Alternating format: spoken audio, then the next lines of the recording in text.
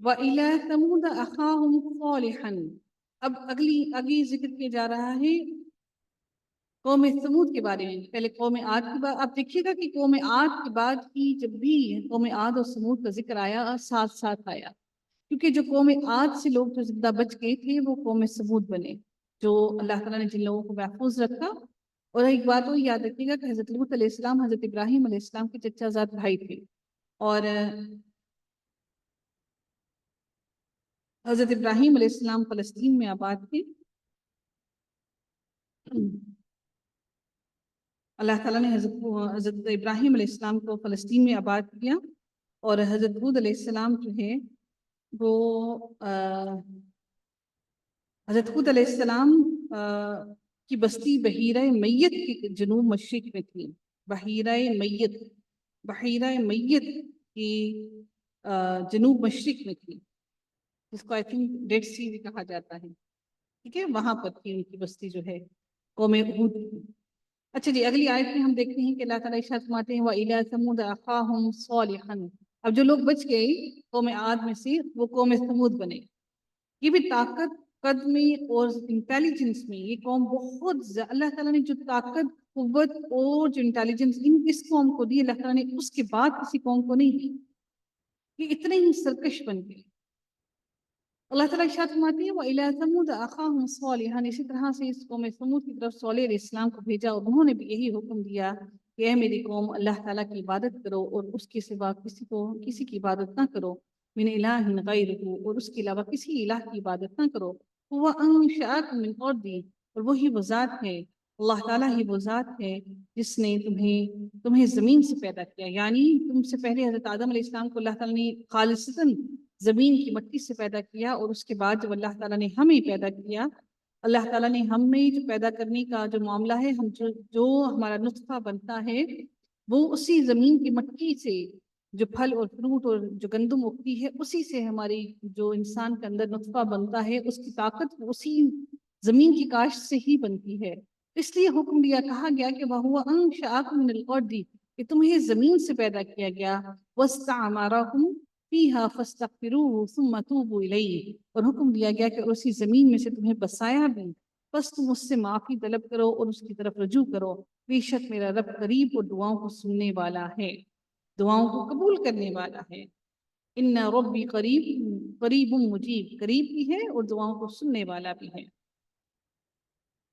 قالوا، انہوں نے کہا، یا صالح، اے صالح، قد كنت فينا مرجوا قبل هذا آتنهانا ان نعبد ما يعبد آباؤنا واننا لفی شک مما تدعونا۔ انہوں نے کہا، اے صالح، اس سے پہلے تو ہم تجھ سے بہت کچھ امیدیں لگائے ہوئے تھے، کیا تو ہمیں ان کی عبادتوں سے روک رہا ہے جن کی عبادت ہمارے باپ دادا کیا کرتے تھے؟ آباؤنا واننا لفی شک مما تدعونا الیہ مریب، ہمیں تو اس دین میں حیران کن شک ہے، جو دین تو ہماری طرف لے کر آیا ہے، الیہ مریب، ہمیں تو اس دین کے بارے میں لفی شک میں مبتلا ہو گئی ہیں ہم تمہارے دین کے معاملے میں، جس کی طرف تو ہمیں بلا رہا ہے۔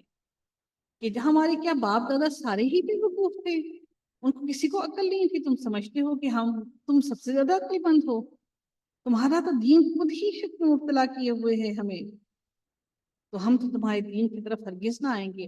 یہ کیسے ممکن ہے کہ اتنی بڑی کائنات تم کہہ رہی ہو کہ ایک ہی اللہ ہے، ایک ہی رب ہے جو ساری کائنات کی تخلیق کیے ہوئے ہے، اور اس سب کو وہی تھامے ہوئے ہیں؟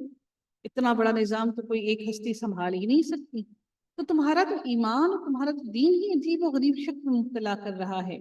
قالا، کہا، یا قومی، اے میرے قوم، أرأيتم إن كنت على بينة من ربي وآتاني منه رحمة فمن ينصرني من اللہ۔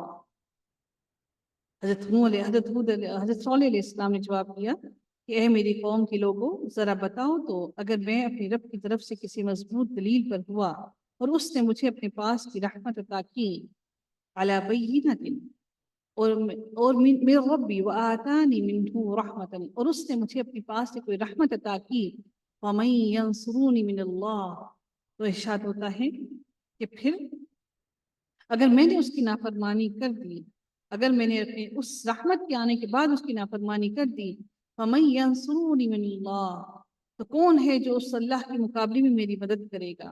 ان عصیتہ، اگر میں نے اس کی نافرمانی کر دی، کوئی ہے تو مجھے اس کی اللہ کی طرف سے کوئی مجھے بچا لے؟ وَمَا تَزِدُونَنِي غَيْرَ تَخْسِيرٍ، تم تو میرا نقصان ہی بڑھا رہے ہو، تم تو صرف مجھے خسارے میں ہی ڈالو گے، اور پھر اگر اللہ نے مجھے پکڑ لیا تو تم تو بھاگ جاؤ گے۔ اب حضرت صالح علیہ السلام کی قوم نے کہا حضرت صالح علیہ السلام سے کہ ہمیں ایک ایسا معجزہ دکھاؤ کہ اس پہاڑ کے اندر سے ایک اونٹنی نکلے، اور وہ بھی حاملہ اونٹنی ہو، اور وہ بھی ایسے حمل سے ہو کہ اس کا حمل فوراً ہی کچھ ہی دنوں کے اندر اندر اس کا بچہ ظاہر ہو جائے۔ اب اتنی بڑی بات انہوں نے کہی، اور ایسا نہیں ہوا کہ وہ سوئے ہوئے تھے تو یکدم کوئی اونٹنی آ گئی، ان کی آنکھوں کے سامنے پہاڑ کھلا، اور اس پہاڑ کے اندر سے اونٹنی نکلی جو مکمل طور پر حاملہ تھی۔ اور ان کو یہ کہا گیا، کیونکہ وہ قوم بہت زیادہ اپنی طاقت کے نشے میں جھوم رہی تھی، بالکل ایسے ہی جیسے ہمارے حکمران اپنی طاقت کے نشے میں جھوم رہے ہوتے ہیں، اور ان کو یہ لگتا ہے کہ اللہ کی پکڑ کہیں نہیں ہے۔ اگر حکمرانوں کو نہ بھی دیکھا جائے تو ہم میں سے ہر کوئی جو بھی کسی عہدے پر فائز ہوتا ہے تو وہ یہی سمجھتا ہے کہ بس آج میں ہی سب کچھ ہوں، I am the only authority۔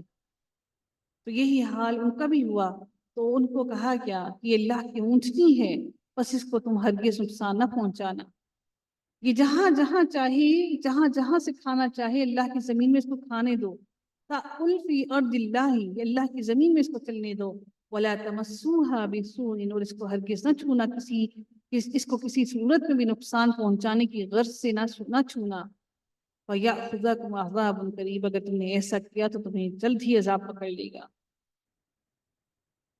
لیکن وہ اپنی طاقت کے نشے میں جھوم رہے تھے۔ ان کو کہا گیا کہ ایک دن اونٹنی کا دودھ تم پینا، اور ایک دن نہیں کنویں سے پانی لینا ہے، اور جس دن اونٹنی کا دودھ پانی پینے کا دن ہوگا، کیونکہ اونٹ زیادہ پانی اکٹھا پی لیتا ہے تو اس کو بار بار پانی پینے کی ضرورت نہیں پیش آتی، تو ایک دن بستی والوں کا دن تھا پانی پینے کا، اور ایک دن اونٹنی کا تھا۔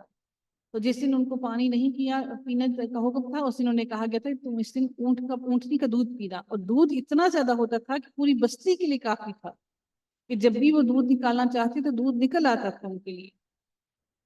ان لوگوں نے کیا کیا؟ ان لوگوں نے بڑی پلاننگ کے ساتھ یہ کام کیا، پیسے دیے، ایک عورت تھی جس نے یہ کام کیا، انہوں نے کہا ہماری یہ کیا بات ہوئی کہ ہمیں کسی کام سے روکا جائے؟ انہوں نے کسی بھی کام سے منع نہیں ہونا تھا، ہر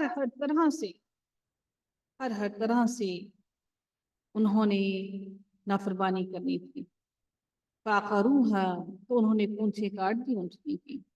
فَقَالَ تَمَتَّعُوا فِي دَارِكُمْ، اب ان کو یہ تو معلوم تھا ان کے دلوں میں کہ حضرت صالح علیہ السلام جو ہے وہ نبی ہیں، اور ان کی بات کبھی غلط ہوگی نہیں، ظاہر انہوں نے اپنی آنکھوں سے یہ معجزہ دیکھ لیا تھا۔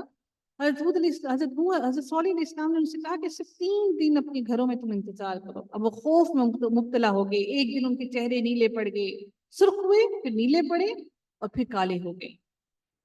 3 دن ان کے چہروں کی رنگت ہی بدلتی رہی، اور انہوں نے کہا، اللہ تعالیٰ نے انہوں نے ان کو حکم دے دیا، حضرت صالح علیہ السلام ان سے منہ موڑ کر چلے گئے، انہوں نے بس اتنا کہا کہ صرف 3 دن اپنے گھروں میں انتظار کرو۔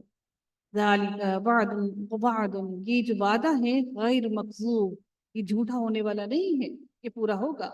فلما جاء امرنا نجینا صالحا، پھر اللہ تعالیٰ کا جب حکم آ گیا اور اللہ تعالیٰ نے صالح علیہ السلام اور ان کے ساتھ ایمان والوں کو سب کو اللہ تعالیٰ نے اپنی رحمت سے اس رسوائی سے اس دن بچا لیا۔ ان ربک هو القوی العزیز، اللہ تعالیٰ ارشاد فرماتے ہیں کہ یقیناً تیرا رب نہایت قوی، طاقت والا اور غالب ہے۔ اب اللہ تعالیٰ نے ان کو کیا عذاب دیا؟ وَأَخَذَ الَّذِينَ ظَلَمُوا الصَّيْحَةُ فَأَصْبَحُوا فِي دِيَارِهِمْ جَاثِمِينَ، تو ان سب لوگوں کو ایک چیخ نے، ایک چنگھاڑ نے پکڑ لیا، اس سبب جو انہوں نے ظلم کیا تھا اللہ تعالیٰ کی اونٹنی۔ یہ تو ایک آزمائش تھی نا ان کے لیے کہ دیکھیں یہ اس بات سے بھی رکتے ہیں کہ نہیں۔ اللہ، یہ اونٹنی اتنی بڑی زمین، اونٹنی ان کو کیا کہہ رہی تھی؟ کیا اتنی بڑی زمین اس ایک اونٹنی کے لیے کم پڑ گئی تھی؟ انہوں نے کہا کہ پہلے ہم اونٹنی کو مار دیں گے اور پھر کہیں گے کہ اس کے بچے کو بھی بعد میں مار دیں گے، اور پھر ہم کہیں گے کہ بچہ کہیں ڈھونڈتا ڈھونڈتا ماں کو کہیں گم ہو گیا، کہیں بیابانوں میں جنگلوں میں نکل گیا، تو جب ان کو ایک زوردار چیخ نے چنگھاڑ نے گھیر لیا. کچھ روایات میں آتا ہے کہ یہ چیخ و چنگھاڑ جو ہے بعض کے نزدیک حضرت جبرائیل علیہ السلام کی چیخ تھی، اور بعض کے نزدیک آسمان سے یہ بہت زور کی چنگھاڑ کی آواز آئی جس سے ان کے دل پارا پارا ہو گئے. زوردار گرج کی آواز آئی اور ان کی موت واقع ہو گئی سب کی سب.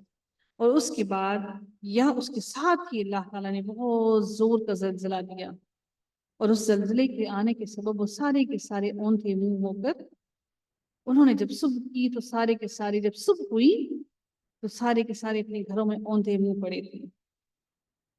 جب انسان گرتا ہے تو منہ کے بل گرتا ہے نا، بالکل ایسے ہی جیسے کوئی جب کوئی گرا تو منہ کے بل گرے گا، الٹا تو نہیں گرے گا نا. اللہ اکبر کألم یغنوا فیہا. اور ہمارے بھیجے ہوئے پیغمبر اللہ تعالیٰ فرماتے ہیں کہ کألم ایسا کہ گویا وہ وہاں کبھی آباد ہی نہ ہوئے تھے. کألم یغنوا فیہا، کہ وہ کبھی یہاں پر تھے ہی نہیں. اللہ نے ایسے پوری بستی کو صفائی ہستی سے ہی مٹا دیا. الا ان ثمود کفروا بربہم، خبردار بے شک سمود والوں نے کفر کیا اپنے رب سے. الا بعدا لثمود، خبردار سمود والے اپنی رب کی رحمت سے بہت دور ہیں، بہت دوری میں چلے گئے اپنے رب کی رحمت سے. دوری ہے سمود والوں کے لیے. وآخر دعوانا الحمد للہ رب العالمین. صلی اللہ تعالی علی خیرہ خلقہ اجمعین برحمتک یا ارحم الراحمین. سبحانک اللہم وبحمدک نشہد ان لا الہ الا انت نستغفرک ونتوب الیک. السلام علیکم ورحمۃ اللہ وبرکاتہ.